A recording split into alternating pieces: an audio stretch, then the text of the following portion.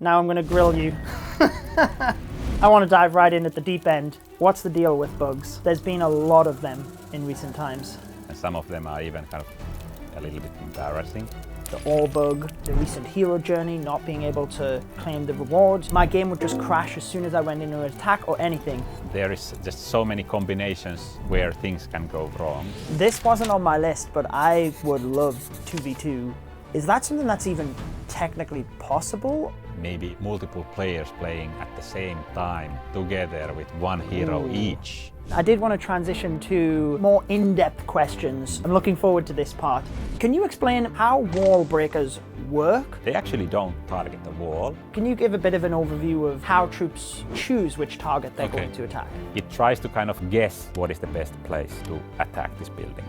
Sometimes this guess goes right, sometimes it goes wrong. Why does my queen always attack walls? The queen just checks, okay, all these 3 buildings are behind a wall, I need to break a wall to get there. But there are some other reasons as well. My healers go off and heal one archer in the corner of a base. Why are my healers doing that? This is maybe the place where most people get confused. And unfortunately, in some cases, it doesn't go the player's way. CWL Mismatches. When the 5v5 came out, I shared feedback to the team that this is ridiculous. We have some ideas how to tackle these issues, but they are a little bit tricky to implement. What we are looking into is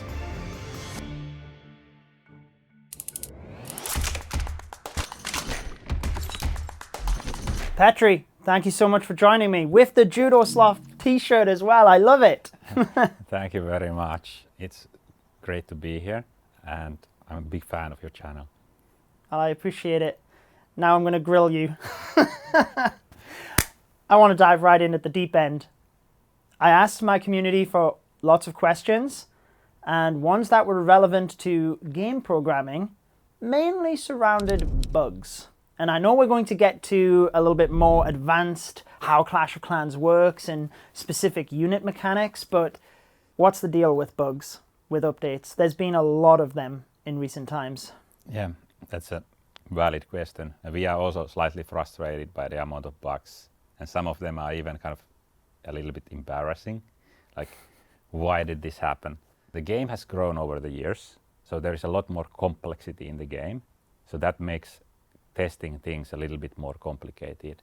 For example, nowadays, I think there is almost 20 different kind of attack types in the game. You can attack in home village, you can attack in ranked battles, you can attack in legend battles, war battles, friendly wars, friendly challenges, build a base friendly challenges, capital friendly challenges, raids, re-engagement battle. There's just so many that it can be that like maybe there is a change that we need to do to an attack flow. And the change sometimes need to apply to all these, but you forget one of them. And then this one attack type could be broken. And in addition to just having so many attack types, there's also like replays, scouting, live replays. All these go through slightly different flows that can break in their own way.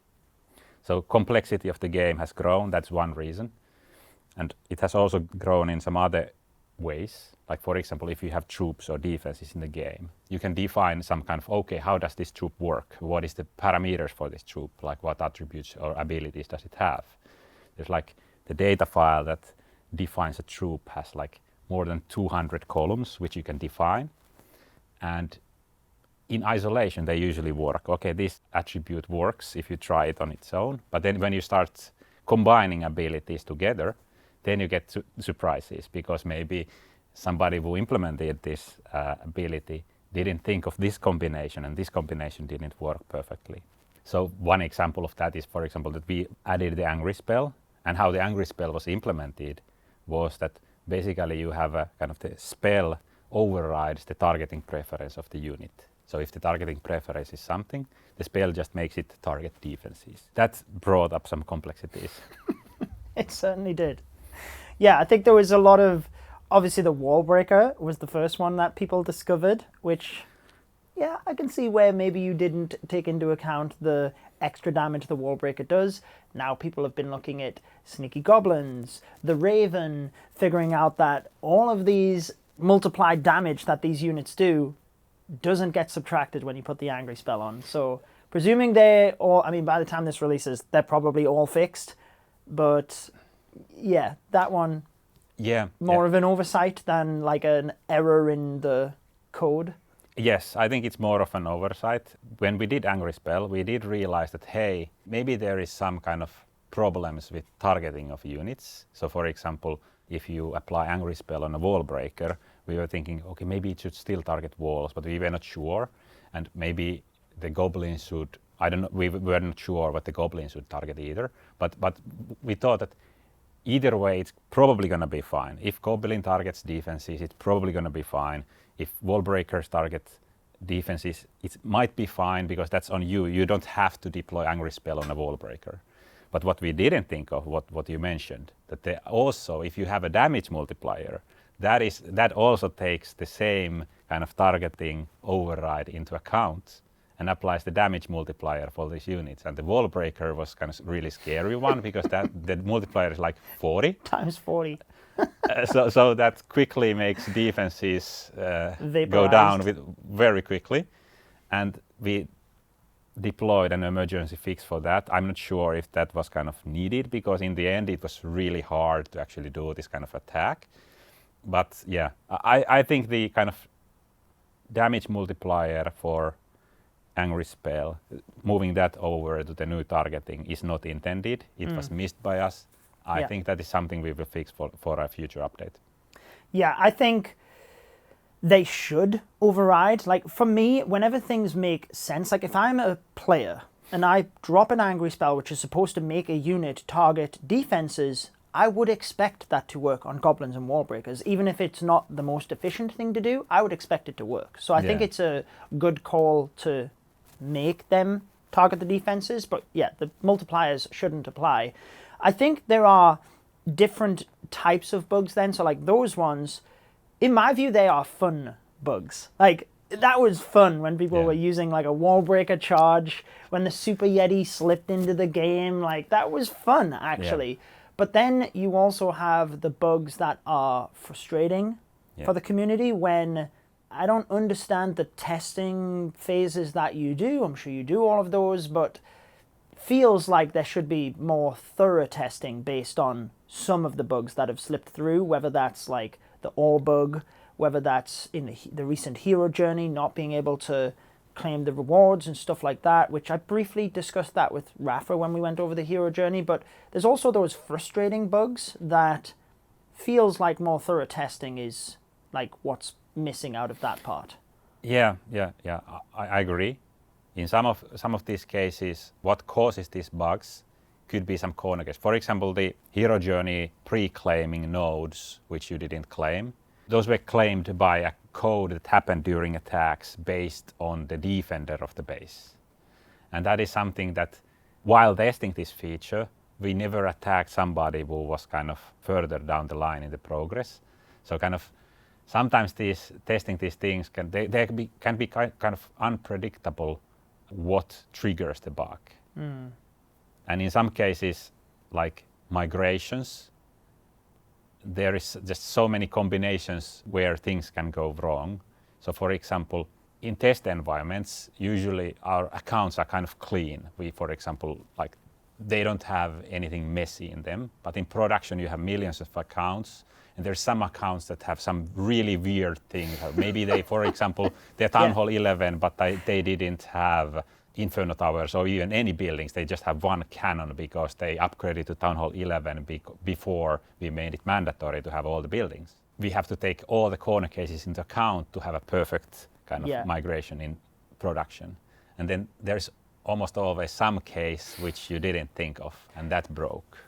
I'm laughing because I was one of those corner cases once. I don't know if you remember this, but I was, I guess, one of the players that helped you to figure this bug. But there was a case, I think it was about a year ago, where I couldn't do anything. My game would just crash as soon as I went into an attack or anything. And what was figured out to be the cause is that this was on my second account, where when Builder Base 2.0 came out, I purchased the Battlecopter at like level 15 or something it was, but I didn't place it. And to this day, I still have the Battlecopter from that purchase that I made years ago.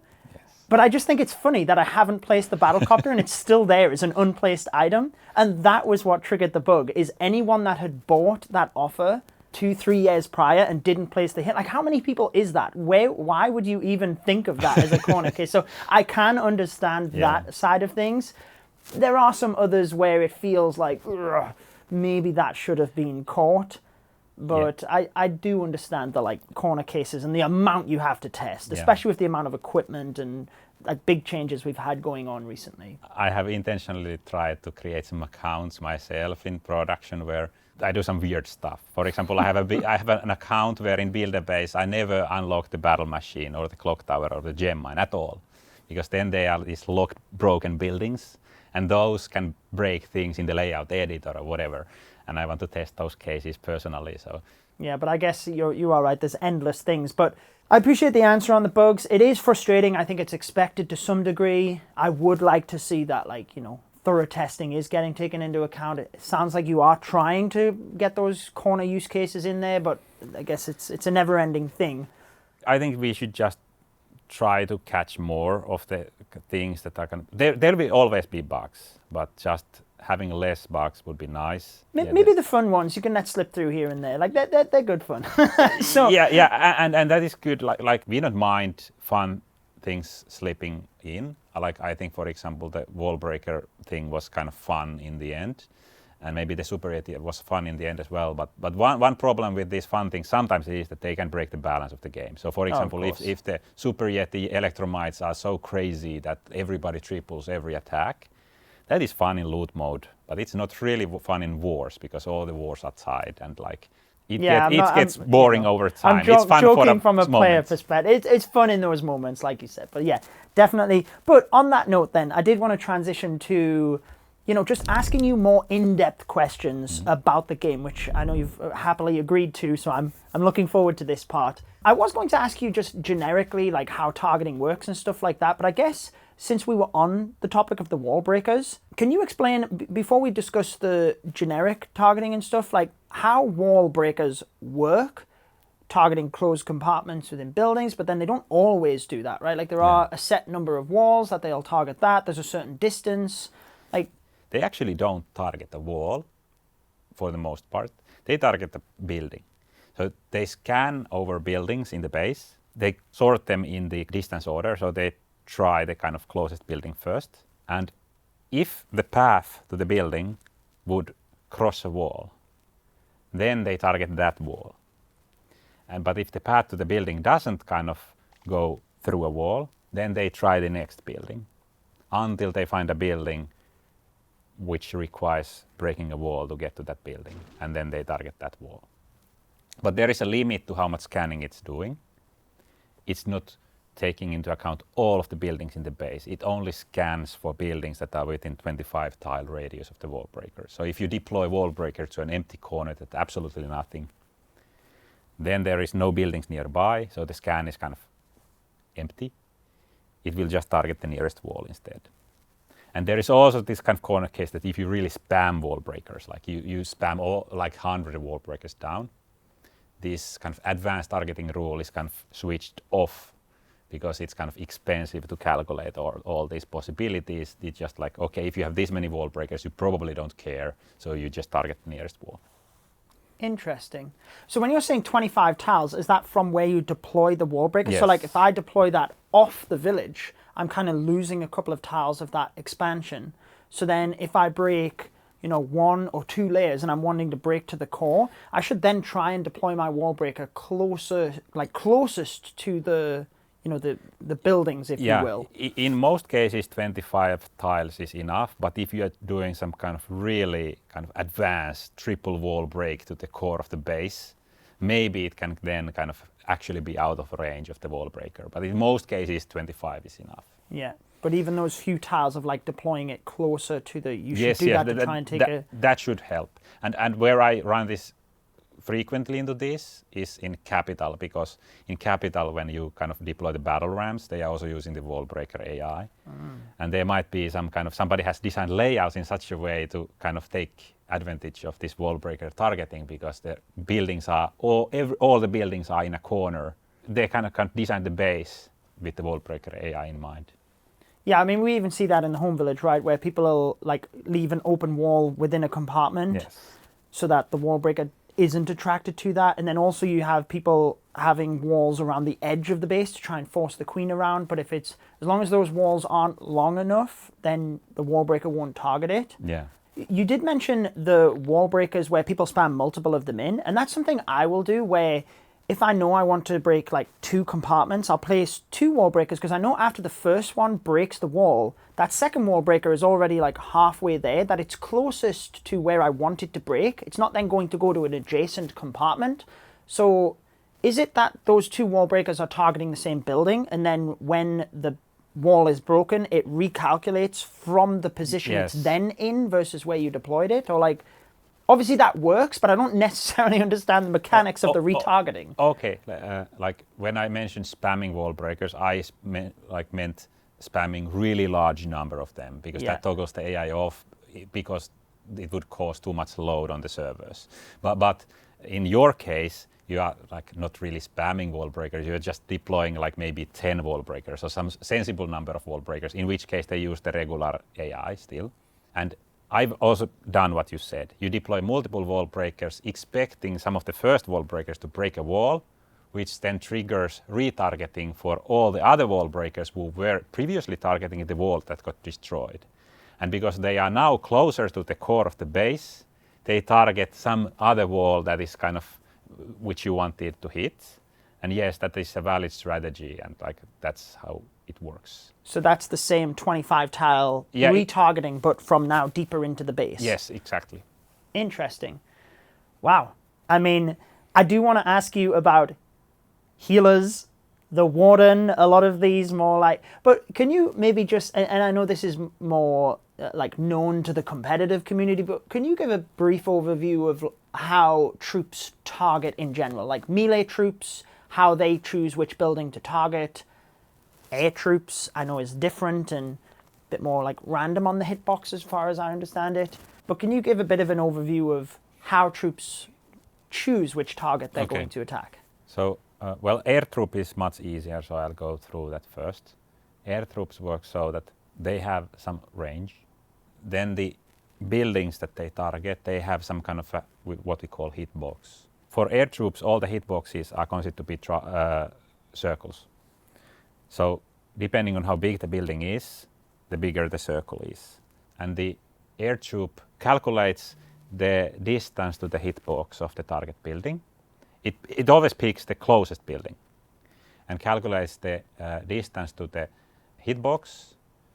That forms another circle that is around the kind of hitbox circle. And then it picks a random location on that circle, starts moving towards that direction. And once it's close enough to the target building, it starts shooting. So in practice, what this means is that it forms an arc around the building. Some of the flying units don't do this randomness. For example, if you have Air Warden, it doesn't have the randomness, so it always goes straight to the target. But most units do have that kind of what we call noise, this randomness. They don't go exactly to the target. So that's how air units are targeting. Ground units have much more complicated targeting logic. Wherever they are, they scan through the closest buildings. They select the 3 closest buildings. They figure out, okay, where do I need to stand in order to attack this building? If it's a melee unit, it's next to the building. If it's a range unit, it could be behind a wall, or it could be in the same compartment, but there's like many options. It tries to kind of guess what is the best place to attack this building. Sometimes this guess goes right, sometimes it goes wrong. After it has determined kind of the 3 buildings and the best place to attack those buildings, it evaluates, okay, how expensive it is to walk to this position. And it takes walls into account in that calculation. So if it has to go through a wall to reach the position, that's more expensive than walking through a tile that doesn't have a wall. Finally, when it has figured out which of the position is kind of easiest to reach, it will go there, and once it's there, it will start attacking the building. Interesting. So then once the building is destroyed, it then retargets that again. I know Yes. it calculates the 3 closest buildings. That is just in case the first building is determined as being, I think you said, like expensive to get. Like if the first building is too expensive, it will then scan the second building. Is that cheaper to get to, or because after the building it targets is destroyed, it scans 3 closest buildings again? Correct? There is what you mentioned is true for wall breakers. That scans them in order, but other units always scan the 3 buildings, because it could be that the closest building is, you are a melee unit and the closest building is actually behind a wall, but the second closest building is not behind a wall. So in that case, it's almost always kind of closer or easier to get to the second building. So it makes sense to scan more than just 1 building. In our case, we scan 3. There is also some kind of extreme case which we had to implement for capital. Sometimes it scans more than 3, because, for example, if the 3 are behind the water and you cannot really break water to go through it, it might scan even more buildings, but generally it only scans up to 3. I think I remember rightly, there was a time, it must be 7 or 8 years ago. I think you changed it to the rule of 5, and then you reverted it back because there was some weird stuff happening. I wasn't in the team back then, but I have also heard stories about this. That is maybe the tricky thing about AI and doing changes to the AI, because you might be doing a change. You think this change is like, intuitively it seems very good. Just scan slightly more and maybe the AI becomes better. But the players are used to the AI working in a certain way. So if you change it, they are used to it working in a certain way, and if it works in a different way now, it could also be a bad thing. So that's what's tricky with this AI changes, that we have several kind of parameters which we could tweak, but we are not sure whether tweaking this parameter leads to a better player experience. There could be some ways of experimenting with this, but it takes a little bit of time and iteration to get these parameters correct. Yeah, I just wanted to pick up on the air troop before we move to specific examples, but I know you were talking about the circle for air troops and it creates that radius. If I'm correct, it picks a random spot, but it's on the front end of the building. Like an air troop's not going to go around the back of a building to attack, but it will pick a random spot to the front side of the building it's attracted to. Yeah, how it technically works is that it picks a random building from the wall circle, but it keeps checking whether you are close enough to the target or not. Because if you pick from behind the circle or the back end and start moving towards that direction, you reach a point at the front end where you are actually close enough. So that's why what you see is that it just forms an arc around the front end of the circle, because if you happen to pick the random position from the back end, the target is going to be reachable before you reach the back end. Yeah. And again, that's not fun for the players, because then you might get a dragon in range of the monolith where you just attack from that side of the building and I'm not in range of a defense, and that doesn't become fun for the players. One thing that's also not fun for the players, why does my queen always attack walls? I think it's very related to the topic we just talked about, the rule of 3. So ground troop targeting. The queen in general checks only up to 3 closest defenses. If the queen is standing next to a wall and you have destroyed most of the buildings that would be reachable without breaking a wall, and it just happens to be so that the 3 closest buildings are behind the wall, but they are not something that the queen could reach without breaking the wall, then the queen might ignore the 4th closest building that would be reachable just by walking, but it's further away than the 3 buildings. So the queen just checks, okay, all these 3 buildings are behind a wall, I need to break a wall to get there. So that's maybe the most common reason why that happens. But there are some other reasons as well. One kind of other reason is that you can have a queen that is kind of low level and a wall that is kind of high level, in which case it takes a really long time for the archer queen to break the wall.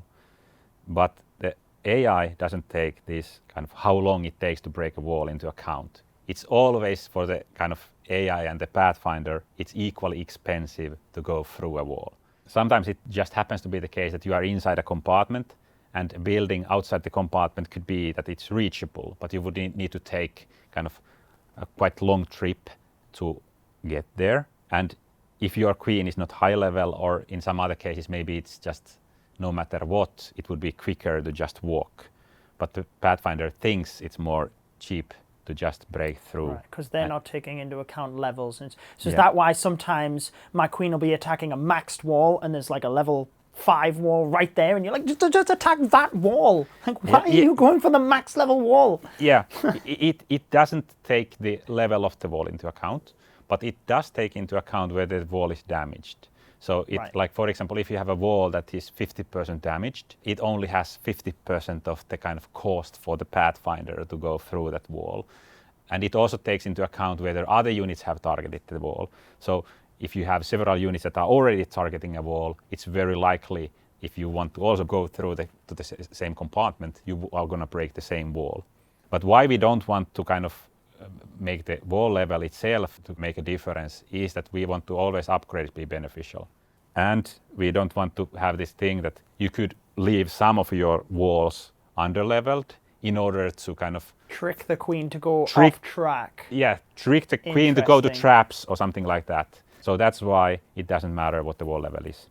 That's really, I was actually going to ask you, like, what, that feels like something that could be implemented, but that's definitely a good reason, because then you'd have people tricking for sure. Yeah, and there is also a third factor that plays into the kind of why is my queen targeting walls.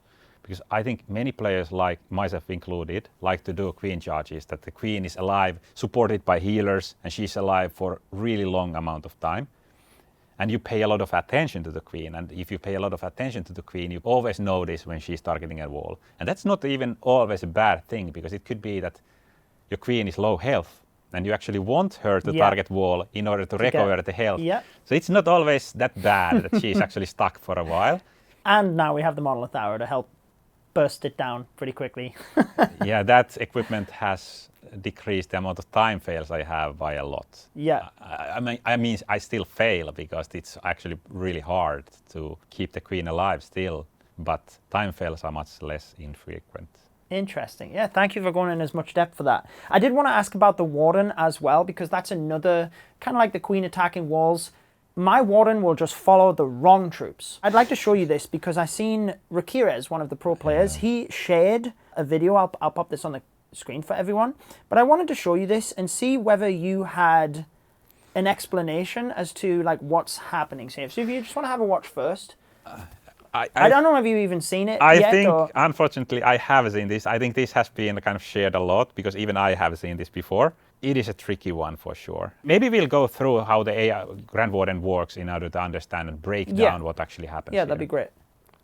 Okay, so how the Grand Warden works, he has this kind of regular targeting mode and this group targeting mode. Grand Warden has 13 tile vision. So if some troops are within 13 tiles of him, he sees them, otherwise he doesn't consider them for the most part.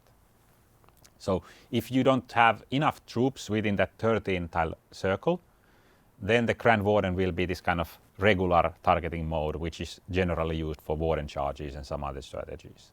But once you deploy enough units to the area, the Warden figures out that, okay, there is a group here. Once there is a group, the Warden will go to a different mode, which means that he will target whatever is the most popular target of the group he is following. So for example, if you have a bunch of super yetis that the Warden is following, he will check what the super yetis are targeting and target the building which is targeted by the most super yetis. One place where this AI can be kind of unpredictable is that if your group splits, you have 3 super yetis that are in one direction and 1 super yeti that is in another direction. Because the Warden picks the most popular target, there are also like moments during the attack where actually maybe these 3 super yetis destroy the building and they haven't actually retargeted to anything yet because there is small delay between actually the target being destroyed and targeting a new thing. The troops wait for a small while. If the Warden happens to do his targeting during this retargeting delay, he checks, okay, my group still has these 4 super yetis, but these 3 don't have target at all, and this one has this one target, so I'll just target the one target that this one super yeti that is breaking off from the group is targeting. And those are the moments where the Warden can go kind of off track. And in this example which you displayed, there was this one Electro Titan that was walking around from the core. I don't know why the Electro Titan was doing that, but it was walking. And I noticed that the Warden was kind of targeting whatever the Electro Titan was targeting a wall because the Electro Titan was targeting that same wall. So maybe that's what happened here. But in order to get a definitive answer, we would have to actually download the replay, check the code while watching the replay, what actually happens here. Yeah. And maybe that is generally the way how we fix AI bugs. We get the replay somehow, figure out where the replay kind of breaks, and then try to figure out what is a good solution to kind of fix that problem that was causing the replay to break. And once we have fixed the problem, we run the replay again with the same fix applied. And now the Warden is smart. Okay, now it's probably fixed. We could cause some other problems on the way. Yeah. That is a tricky thing. But this case maybe could be resolved. I guess it's the same as what you were saying with bugs of like edge use cases, right? Like that sounds like when you're talking about when the Warden destroys his target, he retargets. Yeah.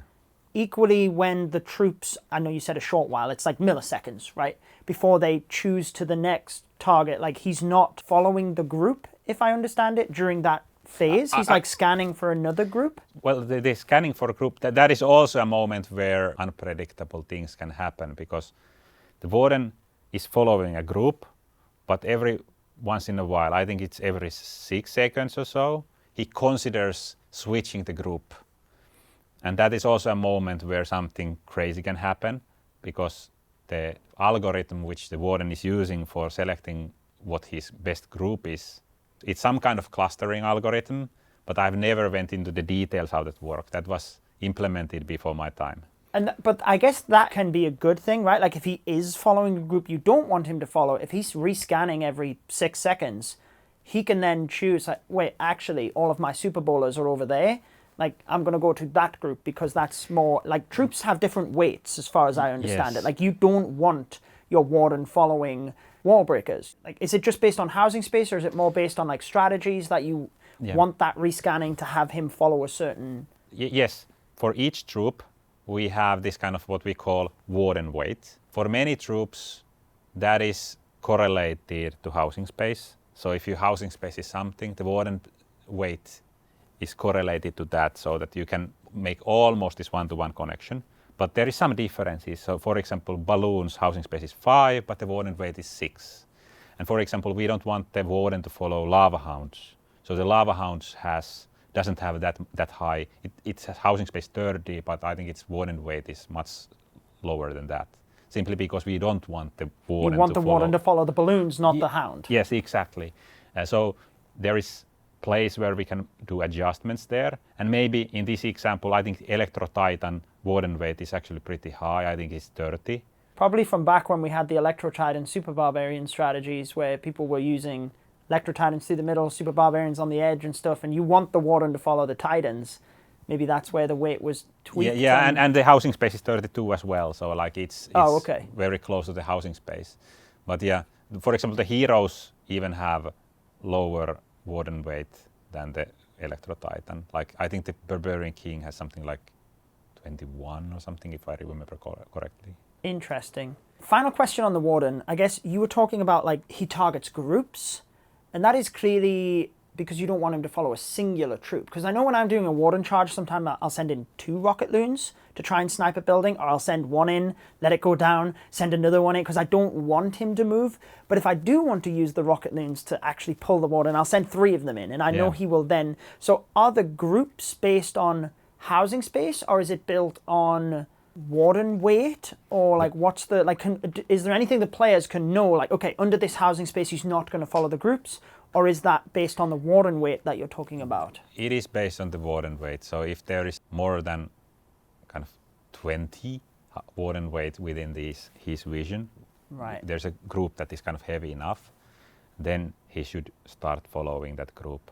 And I think players are mostly kind of doing experimentations to figure out what the Warden weights are. I think we should do a better job at maybe showing this to the players somehow. You've probably heard me talking about it. Advanced descriptions. I'm going to ask you about it, but there is one more unit that I do want to like quiz you on a little bit before I get to a few more viewer questions we had that's appropriate for yourself. we talked about the queen, but like healers in themselves is the other part where some people get frustrated. My healers aren't following my troop, or they'll go off and heal one archer in the corner of a base. Why are my healers doing that? Yeah. Maybe it's again good to go through how the healers work in order to understand this better. First off, the healers have similar healer weight that is similar to the warden weight. For the most units, the healer weight is same as housing space, but there is some exceptions. For example, we don't want the healers to follow headhunters. We don't want the healers to follow wall breakers. And for these units, healer weight is set to either 0 or very low, so that the healer would focus on things that are worth healing. So that is one. There is also some other rules for the healer. It will ignore some targets. For example, pets that still have the heroes alive, they are not being healed, or they are not being targeted. That's a different thing. Also, like other healers, they skip other healers because otherwise you could create this kind of chain healing thing which might be broken. They also skip units that are full hit points and haven't been damaged for a while. And this is maybe the place where most people get confused. Because if you have a large group of units, but they have full hit points and nobody has damaged this group, the healer will ignore them in their targeting because maybe there is this one unit that is being targeted and it's breaking off from the main group, but it is the only viable target for the healers right now. That is one reason what explains some of the healer kind of why is it healing just one unit and not these others. But there is more reasons to that, or more possible kind of reasons why that could happen. It has some of these rules, what it targets and what it doesn't target. But once it has figured out, okay, I will target these things and I'm using the healer weight or the housing space to figure out how heavy they are, it will calculate this kind of healing heat map. Which area around me has the highest benefit for healing? Because it's doing the regular healer is doing splash damage, so it considers, okay, there is this kind of small area here that has lots of units. It may be a good idea to heal something around here. It calculates this heat map. The heat map is trying to kind of describe how beneficial it would be to heal here. What else the healer is trying to do? It's trying to minimize movement. It's trying to kind of move as little as possible, but heal as much as possible. And there is some kind of AI parameters here, like how much the distance matters and how much the kind of housing space or the heat map kind of heat matters for the healer. And those determine whether the healer switches target or stays within the current target. There is also kind of additional rule of like, there is some small kind of benefit of just sticking to the current target. And the idea of that is that it wouldn't make sense if the healer kind of constantly switches targets. So there is kind of, okay, don't switch target unless the benefit of switching target is actually enough better than the current target. So there is all these rules that affect what the healer targets. And unfortunately, in some cases, it doesn't go the player's way. I've experienced it many times myself that, hey, I would like my healers to switch to my army, but they are like really sticky on my warden. If you know all these details, you can affect it because you can try to angle your healers in such a way that they're slightly closer to the group. To minimize that movement. Yes, exactly. So basically what you're trying to do if you're trying to get the healers to switch, try to minimize the movement to the place which you want to be healed. And that might help you. That might make the healers more likely to switch. Wow, that's a lot of details. I can certainly see where there's those edge cases as well. So you said the warden rescans every 6 seconds. Are the healers doing that as well? Or are they more focused on that minimizing of movement? Because like if my healers split to a wizard and I've got my troops over in this location, is it rescanning and thinking, oh, actually, that's a much bigger group over there? Or is it that it's too far away, it's minimizing distance? Does this wizard need to be healed up and not targeted before it Like, do they have a scanning like the warden to be able to reanalyze at any point? Or is it more the factors that you just spoke about? I think there is probably some number there, like how often it retargets, but I'm not sure what that number is. I think it's more frequently than the warden, but not sure how frequently. Okay. If I understand correctly, we used to do, like if you're doing a queen charge into Lalo, and then you lost your queen, you could actually put a wizard on the other side to pull the healers across the map and try and scout for seeking air mines and stuff. But I remember it had to be a wizard, not an archer. Yeah. Is there a certain weight that a troops need to be for the healers to track? And then is there a certain distance that they will travel? Or will they literally just, as long as there is a unit, they will go across the entire map? That's a really good observation. I think there is something that if you have a one housing space or one healer weight somewhere, it won't target. It will ignore that. So it will ignore this. If it builds this heat map, but if heat is very small, small being 1, then it will just ignore it. But you can, if you want to optimize it a little bit, you can, instead of using 1 wizard, you might be able to attract the healers with 2 archers as well, because those have 2 housing space together, and they should be able to attract the healers. Interesting. I'm not 100% sure whether if you have healers and the kind of other side of the base, will 2 archers attract them all the way for the full distance? I think that's something we would just need to try. You don't have every single code in the game memorized in your head? No. Like, I was going to ask before we moved on from healers, because there are some use cases where, like, I'm charging the queen and the warden together, and, you know, like, my queen is just literally dying. My warden's at full health, and the healers are just stuck on the warden, and I'm like, go to the queen, like, heal my queen, please, and I'm using invis spells, freeze, anything, and they're just not switching. Is that, because I'm trying to, even based on the logic you've just said, I'm trying to think, like, maybe it's not, I'd have to look at the replays specifically, but it looks like the warden is fully healed, not targeted, like, the queen is just there, there's not far for them to go. I'm with you, because I'm also charging with warden healers, the queen sometimes, and it is sometimes frustrating that the queen doesn't get healed. And what I'm thinking what happens there is that you have several these kind of defenses like multi-archer towers and multi-infernos, and they damage both of them. Like they attack both the queen and the warden, and because the warden is taking little bit of damage. The healer just, okay, warden is taking damage, so I'll heal the warden, even though the queen is under heavy fire from everything. So I guess invising the warden and not the queen is the only way around that, where, like, let the warden be invis, the queen is still taking damage, and then as soon as the warden is, maybe they'll switch, but then you're running the risk of your queen going down and, like... I would probably invis both of them, because once they have topped up the warden... Oh, very true. And once enough time has passed, then they might switch to the queen. There might still be the issue around distance. They still want to stick to the warden because they somehow feel that they are too lazy to move. But the likelihood of switching is higher once the warden is not taking any damage and it's fully healed and some time has passed. Because I think there is 2-second window. Like if you haven't taken any damage in 2 seconds and you are full hit points, then the healers will ignore you. Right. Maybe even just double invisit to make sure. Wow, I mean, that was very insightful. But it does bring up the question, which I have said in my videos for years now, of advanced descriptions. Because even when you were explaining the warden, I use his aura as like a rough guide. Like if I don't put the troops inside his aura, he's not going to be drawn across to that group. But you said it was 13 tiles. Yeah. I didn't even know that. And that's someone that's pretty advanced into the game. Whenever we get sneak peeks, I have to go into the build in like small friendly challenge scenarios, which granted we can do on the dev build. Players can't do that in their own experience.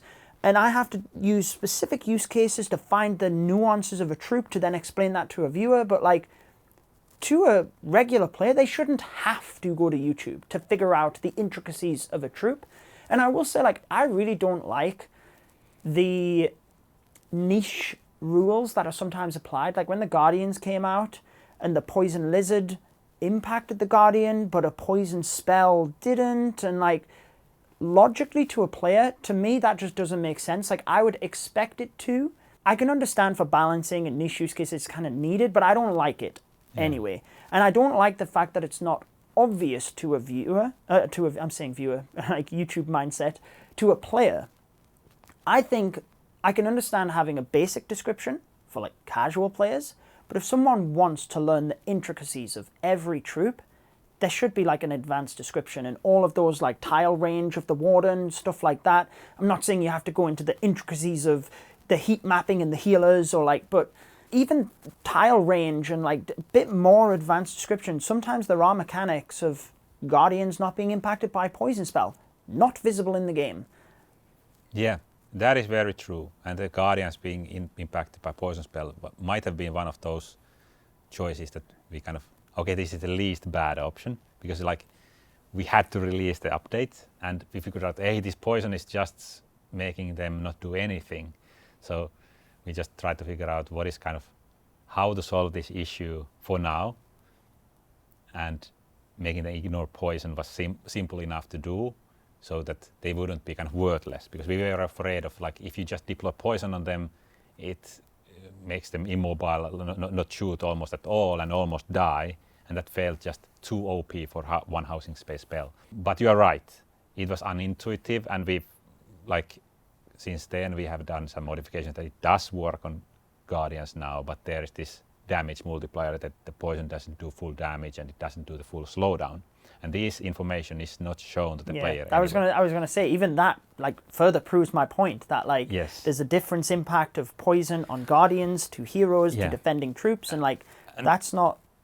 And in some cases it's also challenging where this information should even be. Maybe in this case it should be in Guardians. The Guardians would be kind of okay. I'm only taking 30% damage and 30% slowdown from poison. Maybe it should be in the Guardian info screen. But one of the reasons we actually did the new info screens, which are now in the home village, not in the other villages yet, was that the old info screens were very limited with space. We had like just 5. We could display 5, up to 5 things for each unit or each building. And that was not enough. We wanted to display more information, but there was no space. So we did new info screen, which let us kind of have more space to display things. And also it has this kind of tabs which we could utilize, and we haven't utilized that much. Maybe that could be a place where we could place some of these advanced descriptions to a separate tab. Then it's not in a casual player kind of, you don't have to look into it, but if you're really into the details, we could show some of the details there. Then it's still a question, because there's so many details and we cannot show everything. Yeah. What do we show? But maybe we should show stuff like what we have discussed. Maybe we should show the Grand Warden weight. Maybe we should show the healer weight. Maybe we should show that how much damage you're taking from poison. Still, we cannot show everything. But one thing that we would like to also show to the players better is what is the range of things. Range is a big one. And how much damage does something do? Because in some cases we display that, but in most cases we just display DPS. Mm-hmm. But in order to figure out the interactions between units and defenses, you often have to kind of figure out how much the actual damage per hit is. Does my queen die when this thing shoots my queen? And the easiest way to figure that out is you probably go to the Clash wiki to kind of just look up from there. But the game could show that kind of information and should show that kind of information as well. So it's very nice quality of life improvement that we should add to the game at some point. Yeah, I think exactly as you said, separate tab. I don't think it should impact casuals and be overwhelming. Yeah. But if you want to delve deeper, there should just be a tab there that you go to. Rangers, very important. Is that what you mean by the new info screen? Because I thought at first you meant the video that's playing. I know that was a couple of years ago. You mean now that you've started displaying like damage per shot and things, you're able to show more of those like informational tabs now. That's what you mean by new info screen. Yes, I think the new info screen changed 2 aspects of it. Previously, we didn't show the preview, we just show the image. Now we show them both at the same place. But in addition, the kind of info area is different now. They have this kind of boxes where you display stats, and there is space for more boxes, even within one tab. But if you run out of space in a single tab, now we have the kind of opportunity to add more tabs there, which we haven't utilized much. There is just a handful. I think the description is there, and maybe spell tower, something is there. There is some very few things that utilize those tabs, but maybe we could utilize the tabs. Yeah, I mean, again, for casuals, I think the description's fine, but like it's fairly pointless in my view for a lot of things. Like it doesn't really tell you anything, which again I think is fine for a casual, but like an advanced description where it ranges, damage per shot. Like for a druid is a good example. Like unless you're testing it, you don't know how many troops it will bounce to. So it bounces to 5 different units. Sorry, that's impossible to know unless you just go out into friendly challenges and test that. Sometimes in the midst of a battle when there's so many defense, like you can't see it. So you almost have to purposely go out and test How many people are doing that? Like, what's the range the bounce can actually go before it doesn't bounce to a troop? And things like that should be in that advanced description. Yes, I agreed. And in some cases, we are actually utilizing the description to make up for the fact that we don't have the advanced description to kind of tell some of these things in the description text. But it is something that most players probably don't read. And maybe it would be more fun if we could just like have the description describe the unit and kind of some fun stuff about the unit instead of having to do this advanced details about the unit, try to squeeze some of that into the description text. Yeah, or maybe it's just like a paragraph at the start, then as you scroll through the description, you can then like, you can stop reading if you don't want to, right? Like you don't have to scroll or whatever. But I don't want to drope on about advanced descriptions. That's how I feel. Sounds like it's one of those things that you'd like to do. I get there's always priorities that you have to take into place as well, but I just feel like the game does a poor job of helping people learn the game. And I think that's a problem that continues to escalate as town halls are released and the speed that you go through town halls is accelerated, that players don't have as much time as, you know, longer term players that have learned the intricacies over time. They're expected to like get up to speed really fast. And I know you've added the cookbook and stuff, but like practice levels and etc. I think there's a lot that can be done to improve player education from within the game. In terms of questions that I had from my community that I think are relevant to yourself, one that's a fairly big one, asked quite a lot, is like, why can't we reconnect to a battle? I can understand where, you know, this could be abused of like disconnecting and then like purposely disconnecting and stuff like that. But I think sometimes I can understand what people mean. Like when you disconnect, if you don't close the app and you're still like connected as such, or you reconnect, why can't it then program the result? Like it literally, you just fail. Like I had an example a couple of days ago where I was in my house and I got like 14% because the attack cut off. But I knew at the end of the attack when I got the 3-star, like I had that Wi-Fi symbol, but I knew I was on Wi-Fi, or I could turn my Wi-Fi off and I'd be on 5G, and like I didn't close the app. I wasn't taking advantage there or anything. It just didn't re-register that I had connection. This is very common question, and it would be very nice to add that reconnection. But there is one problem around fair play which we haven't figured out the solution for, and that is blocking us from implementing this. There is also technical reasons, but I think the fair play concern is the real one. But what about when you start the attack? Like it knows you have started the attack and you disconnect mid-attack. What is there a difference there? And like, because you've already started the attack, the server knows you've started the attack, so you can't then back out and go start the attack again. But if you reconnect later on, I don't know, and I do not want there to be any way that it could be abused either. That's where I was thinking, as long as you maintained within the app, you didn't like close the app or anything like that. I don't know how hard that is to track, whether they swipe to another app and it's in the background or. Yeah. But I've had times when I know I have connection, I'm waiting, hoping that Wi-Fi symbol will go away so that it does then register the 3-star. But it doesn't, because it's already had that blip of disconnecting and that's it. Yeah. I think it would be like, maybe there is some cases where this could, if you have an unstable connection, you lose the connection for very short period of time. Maybe there could be some improvements around that it would be able to reconnect it still. I don't have the kind of details around how the server connections work and how this could be addressed. But maybe if you have this kind of very limited to this use case, that you are not able to reconnect to something that you left like 20 seconds ago. Maybe you are just able to reconnect to something which you lost connection to like kind of just few seconds ago. I would want to make sure you are very confident that it cannot be abused before something like that's implemented, and I appreciate that's where the concern is for that. There was a few questions on CWL mismatches. Now, I know when the 5v5 came out, I was even, shared feedback to the team that like, this is ridiculous. Yeah. I spun into a 5 versus 5 to do like a 1 versus 5 CWL, and I had Town Hall 9, 10, 11, matched against all Town Hall 18s, like maxed Town Hall 18s as well. I quite like that there's no matchmaking in CWL and you're just in your group, but like something has to be done because Yeah, yeah. that's not fun for anybody. Yeah, I agree.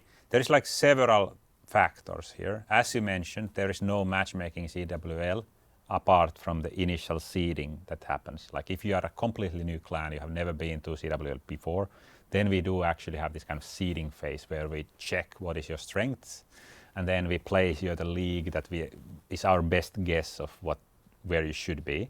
And that is one place where things kind of go wrong. But I actually think that in most situations that works okay-ish. We monitor also, like if we seed somebody to a league, we kind of try to kind of monitor that the seeding values are defined in such a way that some of the clans that are seeded to a league get promoted, some of them get demoted, but kind of healthy number stays in the league, and try to adjust the values. But there is more to it, especially in the lower leagues. Like the highest leagues have pretty good matchmaking because the activity rate is almost always 100%. Everybody attacks, and most players are Town Hall 18s anyway, so there is not much to matchmake. It's just skill-based in the high end. But the low end is tricky because there is like these cases that you have these super active clans, and then you have these kind of clans that are kind of could even be Town Hall 18s. They are really far into the game, but they are not very active. They skip half of their attacks. And only reason why they are in those low leagues is because their inactivity. And that is a tricky one because you could have this 100% active clan full of Town Hall 14s and this clan full of Town Hall 18s, but they only do 50% of their attacks. And the amount of stars these clans get, it's probably pretty evenly matched, but it just feels unfair. For that one, it's really hard to solve it. Maybe the best idea I have in mind to somehow try to help the clans to become more active, to kind of decrease the friction around roster selection or something like that, to kind of make sure that more people who are included in the roster actually do their attacks in order to have better matchmaking. But then there is also like this case that you mentioned, 5 versus 5, even 30 versus 30. The matchmaking system doesn't take into account if you switch the war size in your clan. So if you had 30 versus 30 previously, but now this month you have 15 versus 15 or 5 versus 5, it could be that your roster is very different. You might have had 5 Town Hall 18s and 25 Town Hall 10s. Yes. And like, because you can, the league stays the same for your clan. If you switch the war size, or if you just change the members, like half of your high-end players leave, but you're still in the same league, you're probably going to have a rough time. Because, and for these, we have some ideas how to tackle these issues, but they are a little bit tricky to implement. But what we are looking into is reseeding of clans that are way too strong or way too weak for the current league. So for example, if you switch a war size or your roster has changed, that you have recruited a lot of Town Hall 18s, but you are in gold leagues, maybe the game could say in that case that, hey, this gold league is way too easy for you. Would you like to get reseeding to a higher league? You get better rewards, you have better matchups there, you are having more fun there, and you're not spoiling the fun for the others. That would be really nice to have this kind of like reseeding. It'd be optional to be able to like reseed, or you would make it, or you're undecided on that? Well, it could either be optional or even forced, but if it's forced, then we would have to be pretty confident that the reseeding is done correctly, because you could have this genuine case where you have really, really good Town Hall 15 clan that just beat Town Hall 18s because they have like pro players. And if we go ahead and say to this clan that you actually achieve the promotion because you are just so good, and if we say to them that, hey, you're too kind of weak for this league, it's also a wrong thing to do. I think that it would only be, if you were doing the forced reseeding, it would only be moving up over. Yeah. Because I had thought maybe implementing something similar to ranked, like a Town Hall floor, but it makes sense actually with the inactivity. I'd never considered that, where that ultimately then just gets frustrating for half of the clan. Clan ends up splitting because they can't maintain where they're at. But we have seen few, like very few, but some cases, for example, in Champion 1 when it was the highest league, now it's not the highest league anymore, but we have had cases where for some reason a clan runs like Town Hall 6 roster for Champion 1 clan. Wanting to get demoted. And that doesn't belong to the league. It just like makes it less fun for everybody. And in those kind of situations, the system could just say that, hey, you are too weak here. Please have a stronger roster, or you will be. There could be this kind of choice that hey, you need to have higher strength, or otherwise you will be auto-demoted. I think in extreme cases, decay. I think you should actually drop the league as well. Yeah, lots to consider there anyway. But I'm glad that it's on. I know it's something that is always a frustrating point. I'm glad it's something that you are kind of like looking at anyway. Another thing that's a requested feature. Now, I always used to be like pretty big on pushing this as well because I think it's something that would help education. But being able to rewind replays. Now, when I first suggested, there was a couple of years ago, I mentioned this in one of my videos, and there was a couple of like coders replied to me and educated me on how that's not possible to like rewind the code or like play the code backwards. I think I worded it as, I'm not a coder. Like that sounds stupid to people that are, but I just didn't know, right? But I know Royale has a feature where you can scrub back to set periods of time in the code. And I think that would be useful because if you're trying to analyze a certain segment and you 4x past it, you got to go out of the replay, back into the replay. Yes. Any thoughts on that being implemented at some stage? I think it will come sooner or later. As you said, Royal has it already. We have also discussed about it.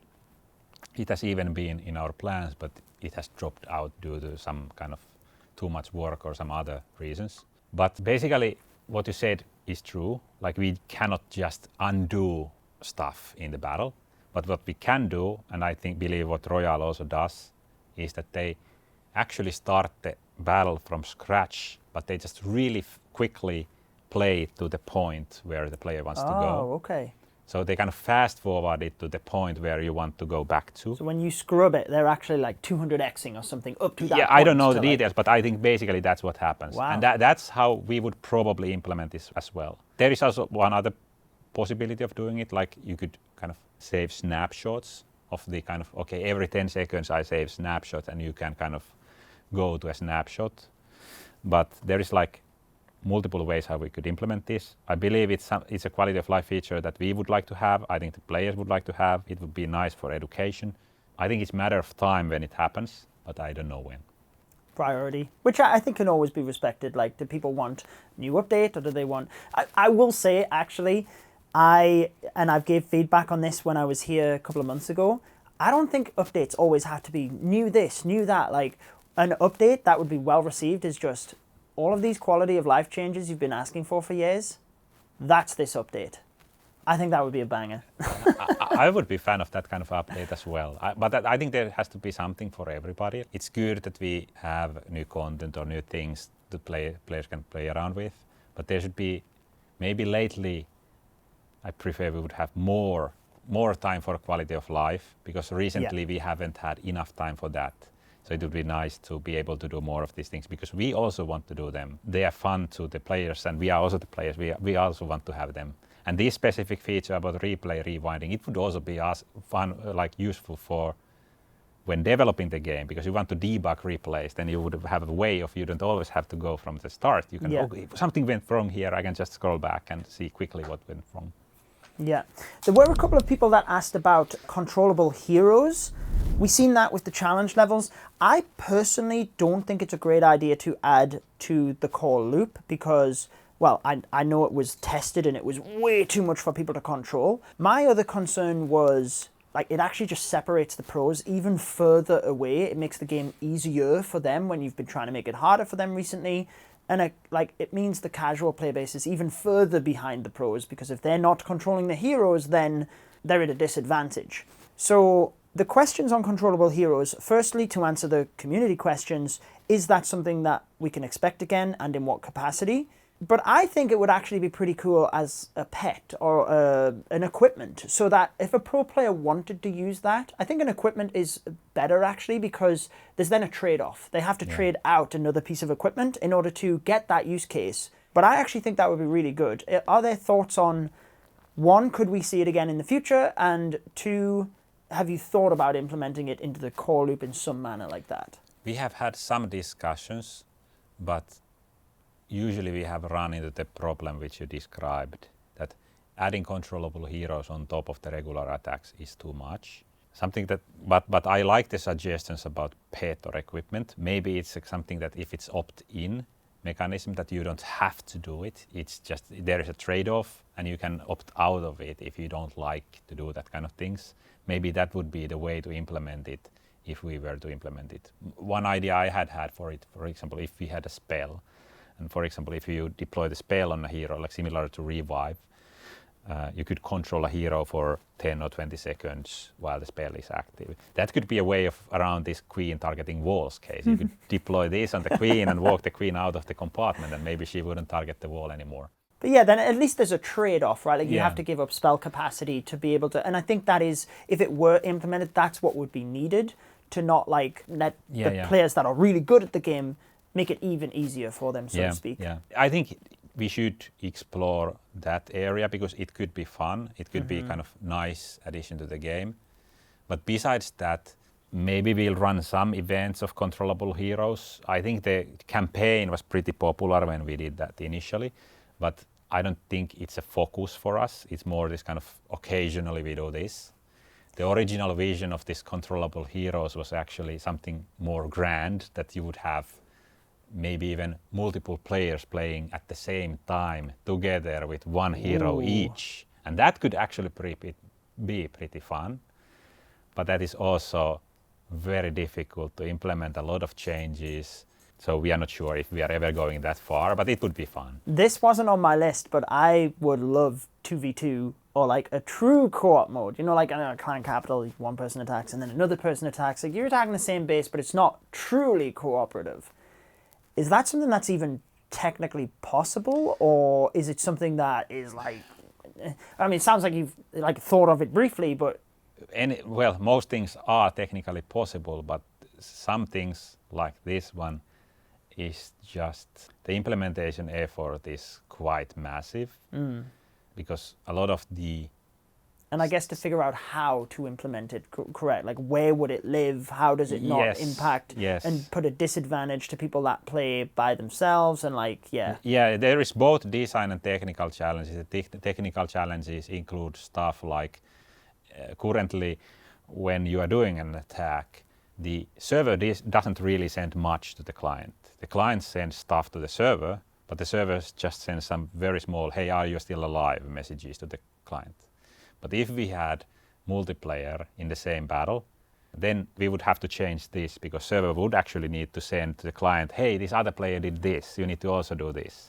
And then there would be kind of issues around kind of latencies and, okay, when this player does stuff now, I also need to do at the same moment, but that's not really possible because the information has to flow between the kind of two players. So we need to kind of, a lot of things would need to change in the technical side in order to make this happen. So that is the technical challenge. But there is also this design challenge which you mentioned, that what are you actually doing when you are playing together? Are you playing together with two different armies? Or are you playing together with one army but you control some of it, or you do share it somehow? Or how would you play together? That's also a kind of design question. Yeah, that could be a whole different rabbit hole of like, but yeah, I'd only thought from the design perspective. Technically, that sounds like incredibly difficult as well. I want to be respectful of your time, so I only have two more quick questions. There was one of, obviously throughout these interviews, I'm asking like the most popular and questions that were asked multiple times, but sometimes I found a question that was like unique that I want to ask it. So one person asked, in the settings, would you be able to, like when you've deployed troops and you've got none of them left, rather than having to scroll, you could toggle this on or off where once you deployed all of your healers, that would just drop from the troop bar and then you wouldn't have to scroll. Your troop bar would become like condensed and then you wouldn't like forget about a spell or something at the end. Is that something you've considered, or? Well, there is maybe two things here. If we were to implement this, how we would do it is that we would just implement it and try out how it feels. Because one thing that we have been pretty concerned about regarding the deployment bar is that the stuff stays in their same place. Because if you deploy stuff quickly, it could be that if you remove something from the bar while deploying something quickly, it might be that you press the wrong thing and deploy the wrong thing. And that is why the recall spell, for example, has been implemented. If you have 3 recalls, we place those 3 recalls before the battle begins to the bar, so we don't have to move them afterwards. But we do also have the problem that the deployment bar can get really long. And especially if you're not playing on an iPad, like most people are not playing on an iPad, you don't have the option to use the double deployment bar. Then it's really tricky to scroll. I don't know how. I'm personally using iPad just to get the double deployment bar, but some people are managing to just scroll this crazy list. It's definitely tricky, but yeah, I never thought of that dilemma as well. I guess maybe it is something that players would get used to. Like if you had that setting on, maybe you would just have to get used to the timing and knowing things are adjusting. And maybe one thing to consider would also be that because the double deployment bar is also opt-in setting, maybe that is something we could enable for the phones. And if your phone is big enough or you feel that you want to see more stuff, that's on you. Maybe we shouldn't force it that you cannot use this feature. Yeah, I mean, might be, again, something to explore. Only other question, which I think, like, the question was, do they fix AI in troops? But I think the premise of this, if I understand correctly, obviously we went over healers, Warden, maybe that's what this viewer meant, but actually I thought it was quite interesting, and like, I think his question was like, what would trigger you to look at the AI of troops and maybe make it better? I think it's a good question. It often boils down to the kind of, when you see something fun going on, like this Rikires attack or something, you get curious about the problem, and you might even go and fetch the replay and see what's going on here. And if there is an obvious bug, like, okay, this thing is, surely this is wrong, and like if I fix this, then this problem goes away and it doesn't affect anything else. That is kind of easier to do and more likely to happen. But in some cases there is something that nothing is obviously wrong. Some kind of AI parameters or some kind of, for example, like, does Warden recalculate the group every 6 seconds or every 5 seconds? And if it was 5 seconds, this bug wouldn't have happened, but there could be some other bugs. It's kind of unclear what the fix should be. And in those moments, it's sometimes that, okay, I won't fix this now because working, the players are used to it, like you said. Like, I guess there's a lot of things. There is a lot of testing that we would have to go through in order to do almost any change. And you have to be really careful with these changes because, as you know, like changing the combat logic, if we make a mistake, it's sometimes hard to fix those mistakes because there is this thing that the server and client have to be in sync, and if we just release an optional client with different logic, then they will go out of sync, and then like server will throw you out of the game. So releasing fixes to problems we have caused is a little bit tricky. And maybe that sometimes makes us a little bit hesitant to fix some of the problems. But in some cases, when the bug is very obvious, like I can tell a small story. There was like a gap in a compartment, and the queen was simply refusing to go in. There was like no reason why the queen wouldn't go in, but she didn't. And when there is this kind of problem that this is kind of, I cannot explain even why this happens. Like I roughly know how the AI works, but nothing in what I know explains why the queen did this decision. So back then there was a bug that, for example, if you have decorations that are placed in a corner next to the walls, the decoration would block the queen from being able to shoot an inferno tower that was otherwise close enough in the range. And then we were able to fix that bug by just like more carefully calculating where the queen can, kind of positions where the queen can shoot the target. So in these cases, more likely that, okay, if we just make the queen smarter by considering more attack positions, that's not likely to have kind of any negative effects somewhere else or change how the AI feels for other troops, or like it's just going to be mostly positive change. So it's kind of easier to do, and the likelihood of it being good for the game is much higher.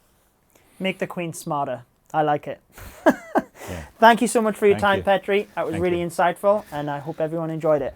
I've taken community questions. Some you may like, some you may not like. What is the deal with A/B testing? Do we need A/B tests? If people are so positive about something that we do, players aren't going to be like, yes, another A/B test, fantastic. The easy decision is just to not do it. let's avoid all this headache and just not do the A/B test. But we push forward because we genuinely believe it's in the long-term interest of the game.